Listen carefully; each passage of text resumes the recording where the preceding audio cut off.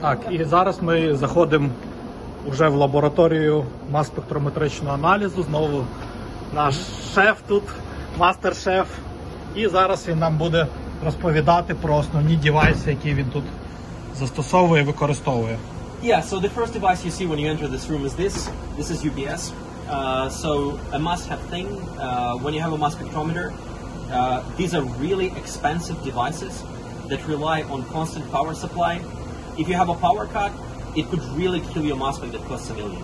So you have to have this UPS powers that even our power supply, if something switches off, they will, if the electricity in the building switches off, they will be feeding the mass specs. Unfortunately, one piece of advice for anybody starting a mass spec lab: do not put your UPS next to the door. They were just added last moment. That's why they're straight at the entrance. So another thing that I can show you is we were discussing before using 96-channel devices.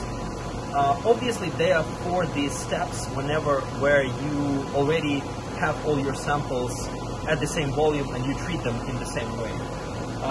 The problem though is if you start doing things like cherry picking, concentration adjustment, it means you need to pipette different volumes into different positions in your plate, and this quickly becomes tedious. But so it's a lot of stress on a person who does that, and on top of that, this is error-prone. And at the facility, the thing is that we're very different from most labs, right? We have no tolerance for error. If somebody submits us samples, each of the samples can cost 1,000 pounds, right? So we can't then go back to the person and say, oh, we weren't paying attention, we diluted it incorrectly, right? So as a result, what we started doing recently is we started using the devices. Amazing Georgia is here. Yes. So this is the entry class. It's basically our automation system. It's very intuitive because what it basically does right now is it's performing dilutions.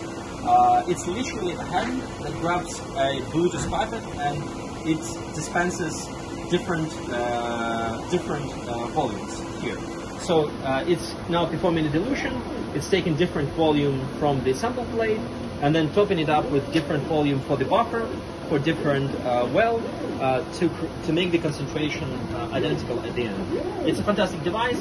I gave a webinar on it. Feel free to check it out. We really love it, both for how easy it is to use, but also for the fantastic user interface that they have created. So assuming now we've processed our samples, time to do mass spec.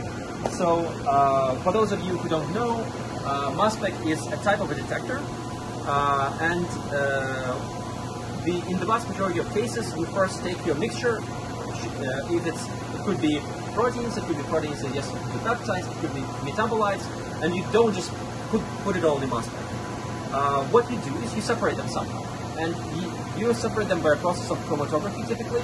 So in the vast majority of cases, in all the cases in proteomics, we use liquid chromatography.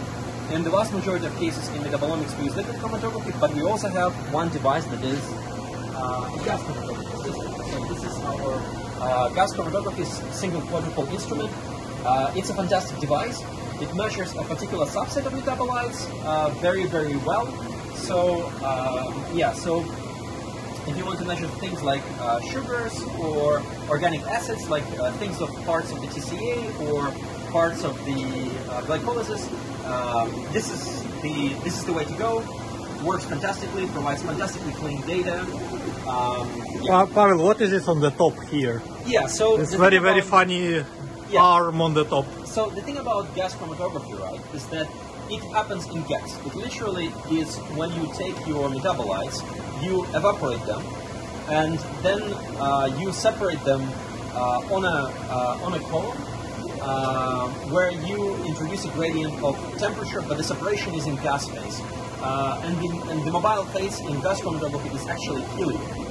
So you might think to yourself, well, sugars, for example, the ones I mentioned, sugars, they're not volatile, right? Glucose is not a volatile compound, right? How do you put it in gas phase? Well, the way to put it in gas phase is the first thing you need to do is you need to modify it.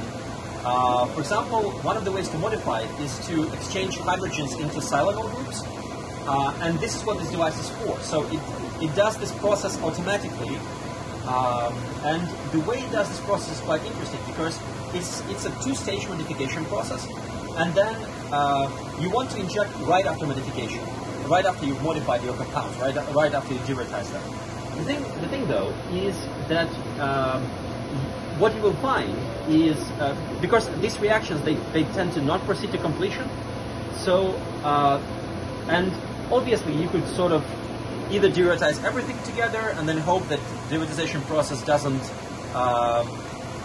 of the first and of the last process they are not sufficiently different, or you could have just-in-time deratization, meaning that you finish deratization and right as you finish, your sample is picked up and injected into the system, right?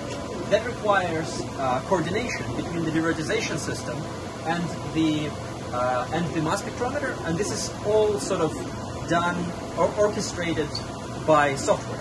So meaning that when the first sample is being deratized, when the first sample is analyzed, the second is being deratized, when the second is analyzed, the third one is being deratized, and so on. Again, this is fantastic device, very well-known company. The problem is with this device is it uses quite expensive consumables. Right. So this is just